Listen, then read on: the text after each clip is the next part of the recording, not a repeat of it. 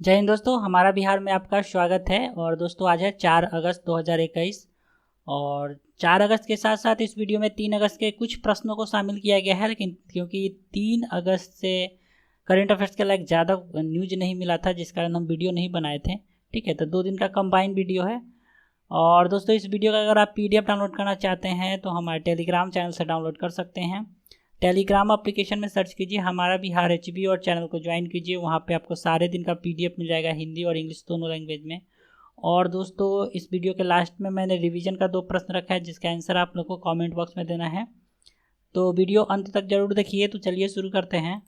तो दोस्तों आज का पहला प्रश्न है, हाल ही में बिहार के वाल्मीकि नगर टाइगर रिजर्व को देश के 51 टाइगर रिजर्व में नेशनल टाइगर कंजर्वेशन अथॉरिटी की ओर से बाघ रक्षक के लिए कौन सा स्थान मिला है? तो बिहार को मिला है 5वां स्थान। बहुत ही गर्व की बात है, डी ऑप्शन इसका सही हो गया। साथ ही वाल्मीकि नगर टाइगर रिजर्व को कैट्स अवार्ड यानी कंजर्वेशन एस्योर्ड टाइगर स्टैंडर्ड के मामले में 14वां स्थान मिला है देश में। इस दोनों कैटेगरी में वाल्मीकि नगर टाइगर रिजर्व को सम्मानित किया गया है, पुरस्कृत किया गया है। अब दोस्तों चलिए कुछ वाल्मीकि नगर टाइगर रिजर्व के बारे में जान लेते हैं। ठीक है, जानना भी जरूरी है हम लोग को। तो इसका स्थापना 1978 में हुआ है और इसे टाइगर रिजर्व की मान्यता 1994 में दी गई थी। हिमालय की तराई में बिहार, नेपाल, उत्तर प्रदेश की सीमा पर स्थित इस नेशनल पार्क का क्षेत्रफल 901 वर्ग किलोमीटर है, जो कि पूरे पश्चिम चंपारण जिले के भौगोलिक क्षेत्रफल का 17.4% हिस्सा कवर करता है। कुल वन क्षेत्र में लगभग 901 वर्ग किलोमीटर शामिल है, जिसमें से वाल्मीकि नगर अभ्यारण्य का विस्तार 880.78 वर्ग किलोमीटर में है।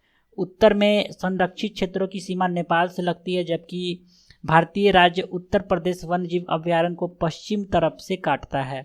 यह पार्क उत्तर में नेपाल के रॉयल चितवन नेशनल पार्क और पश्चिम में हिमालय पर्वत की गंडक नदी से घिरा हुआ है।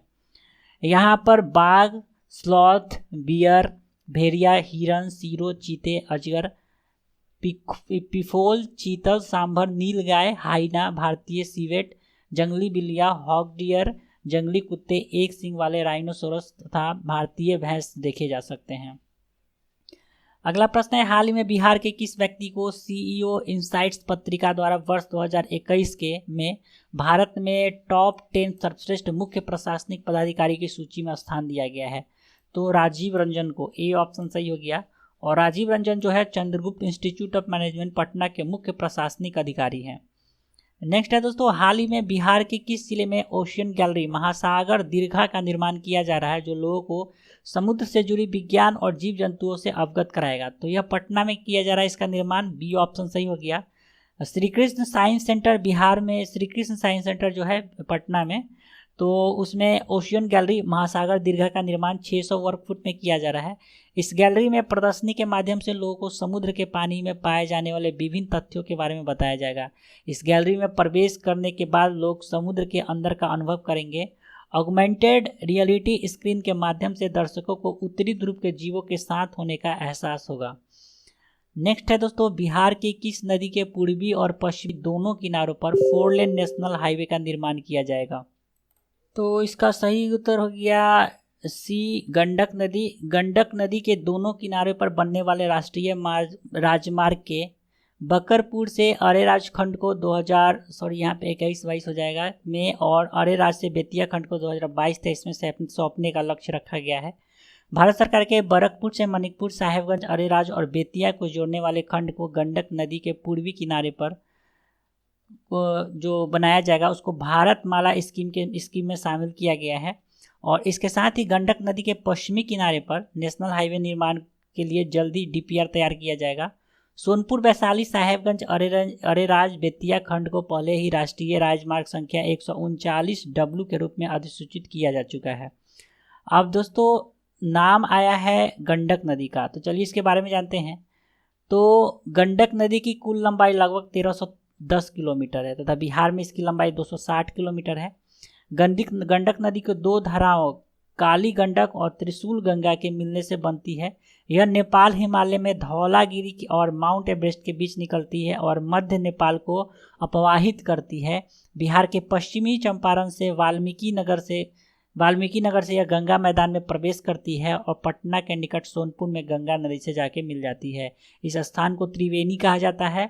इस नदी को नेपाल में शालिग्रामी या सालग्रामी या मैदान और मैदानी भाग में नारायणी और सप्तगंडकी कहा जाता है। वैशाली जिला का मुख्यालय हाजीपुर जो है ये गंडक नदी के किनारे ही बसा हुआ है।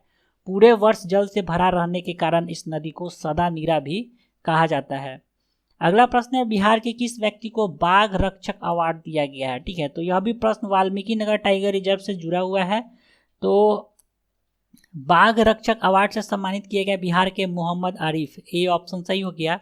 देश के 51 टाइगर रिजर्वों में से 5 टाइगर रिजर्व से जुड़े व्यक्तियों को बाघ रक्षक अवार्ड दिया गया है, जिसमें वाल्मीकि नगर टाइगर रिजर्व के मोहम्मद आरिफ भी शामिल हैं। अगला प्रश्न है, पंचायती राज चुनाव में मतदाताओं को अलग अलग पद के प्रत्याशी पहचान के लिए चुनाव आयोग के द्वारा मुखिया पद के उम्मीदवार का नाम सफ़ेद कागज पर किस रंग से प्रिंट किया जाएगा? तो मुखिया का नाम सफ़ेद कागज पे हरा रंग से प्रिंट किया जाएगा। बी ऑप्शन सही हो गया। और दोस्तों यह एक नया तरीका अपनाया जा रहा है चुनाव आयोग के द्वारा बिहार में पहली बार, कि जितने भी प्रत्याशी होंगे उसको कैटेगरी बाय बांट कर सभी कैटेगरी को अलग अलग रंग से प्रदर्शित किया जाएगा। ठीक है, तो मुखिया का जो मुखिया उम्मीदवार के जो उम्मीदवार होंगे तो उनका नाम जो है हरा कलर से लिखा जाएगा।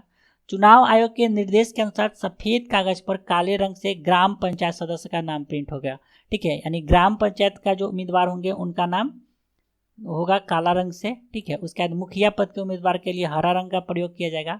पंचायत समिति प्रत्याशियों का नाम नीले रंग से प्रिंट किया जाएगा और जिला परिषद सदस्य का नाम लाल रंग से प्रिंट किया जाएगा। इस पहल से मतदाताओं को अलग अलग पद के प्रत्याशियों की पहचान में सहूलियत होगी। अगला प्रश्न है, मुख्यमंत्री समेकित बंजर भूमि विकास योजना का उद्देश्य हैं? क्या क्या उद्देश्य हैं? तो बंजर भूमि पर समेकित तरीके से मछली पालन करना, मछुआरों को प्राथमिकता देना और मछली पालन के लिए किसानों में नई तकनीक के प्रति रुचि पैदा करना। तो डी ऑप्शन इसका सही हो गया, उपयुक्त सभी।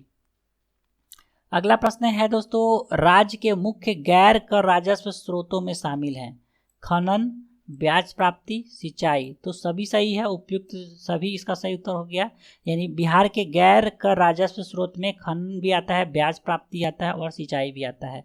तो बिहार बजट 21-22 के अनुसार राज्य के मुख्य गैर कर राजस्व के अंतर्गत खनन से 2450 करोड़ रुपया, ब्याज प्राप्ति से 2108.10 करोड़ रुपया, सिंचाई से 50 करोड़ रुपया और झारखंड से सेवानिवृत्त कर्मियों के पेंशन मद में भुगतान की गई राशि के हिस्से के रूप में 310.52 करोड़ रुपया अनुमानित किया गया है। तो ये था आज का करेंट अफेयर्स। चलते हैं रिवीजन की तरफ। तो पहला प्रश्न था पिछले वीडियो के रिवीजन का, हाल ही में पूर्व मध्य रेलवे के महाप्रबंधक के रूप में किसने पदभार संभाला है? तो अनुपम शर्मा ने, बी ऑप्शन सही हो गया। दूसरा प्रश्न था, हाल ही में जनता दल यूनाइटेड के राष्ट्रीय अध्यक्ष के रूप में किसे नियुक्त किया गया है? राजीव रंजन सिंह को, बी ऑप्शन सही हो गया। तो पिछले वीडियो के रिवीजन के दोनों प्रश्न का सही उत्तर बी हो गया। आज का रिवीजन का प्रश्न है, हाल ही में बिहार के किस वन्यजीव अभ्यारण्य को global conservation assured tiger standard की मान्यता दी गई है? और आज का दूसरा प्रश्न है, हाल ही में आई नई पुस्तक कुमार कलिका सिंह स्वतंत्रता संग्राम के विस्तृत नायक पुस्तक का विमोचन किसके द्वारा किया गया है? तो इस दोनों प्रश्न का उत्तर आप लोग को कमेंट बॉक्स में देना है। तो चलिए दोस्तों, अब समय आ गया है क्विज के रिजल्ट का। तो दोस्तों 2 अगस्त का जो क्विज था, ठीक है, जो हिंदी माध्यम से, तो उसमें प्रथम स्थान पे दीपक आए हैं, दूसरे स्थान पे कौशल कुमार है और तीसरे स्थान पे सुकन्या है। ठीक है, और इंग्लिश माध्यम से जो क्विज हुआ था उसमें दोस्तों प्रथम स्थान पे दीपक आए हैं, दूसरे स्थान पे पूजा है और तीसरे स्थान पे रजनी है। इन सभी को बहुत बहुत बधाई। और दोस्तों आप भी अगर क्विज ज्वाइन करना चाहते हैं तो टेलीग्राम में सर्च करना है आपको सिंपल HB क्विज, हमारा बिहार का शॉर्ट HB और क्विज, और चैनल सर्च होकर आ जाएगा जिसका नाम है क्विज क्लब, और चैनल को आप ज्वाइन कर लीजिएगा, जहाँ पे प्रतिदिन शाम में 7 से 8 के बीच में आपको एक क्विज बोर्ड पोस्ट किया जाता है करेंट अफेयर्स का, जिसमें बिहार के साथ साथ राष्ट्रीय और अंतर्राष्ट्रीय स्तर के करेंट अफेयर्स को भी शामिल किया जाता है। तो क्विज देने से आप लोग को करेंट अफेयर्स का रिवीजन भी हो जाएगा, साथ ही अगर आप टॉप 3 में आते हैं तो आपके नाम का अनाउंसमेंट भी किया जाएगा चैनल पे। ठीक है, तो आप लोग जरूर ज्वाइन कीजिए। तो दोस्तों आज के लिए इतना ही। आशा करता हूँ आपको ये वीडियो पसंद आया होगा। तो वीडियो अगर पसंद आ रहा है तो वीडियो को लाइक करना ना भूलें तथा अपने दोस्तों में ज़रूर शेयर करें। साथ ही अगर चैनल पर नए हो तो चैनल को सब्सक्राइब कर लीजिए और बेल आइकन दबा दीजिए, जिससे आपको सारे वीडियो का नोटिफिकेशन मिलता रहे। तो मिलते हैं जल्दी फिर एक नया एपिसोड के साथ, तब तक के लिए जय हिंद, जय बिहार।